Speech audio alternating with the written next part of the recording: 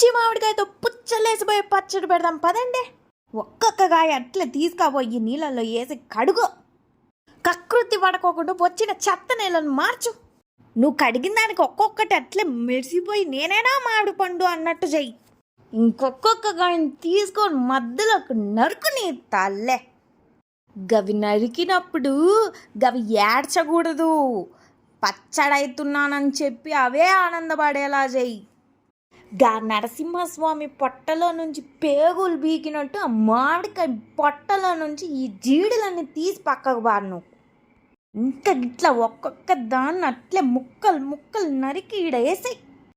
అన్ని మామిడికాయలన్నీ ఒక గిన్నెలో పాడేసి కొంచెం నూనెసి ఉప్పేసి దాన్ని ఎగరేసి గొడ్డు కారం వేసి నీ ప్రాణాలకు సైతం తెగించి ఆ కారంలో చేతులు పెట్టి మరి కడుపు. అప్పుడు దాన్ని నీకు మంచి టేస్ట్ వస్తుంది.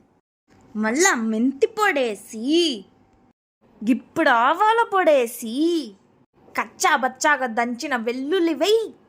ఇంకా కలుప. ఇంకా తింటే ఆవకాయే తినాలా.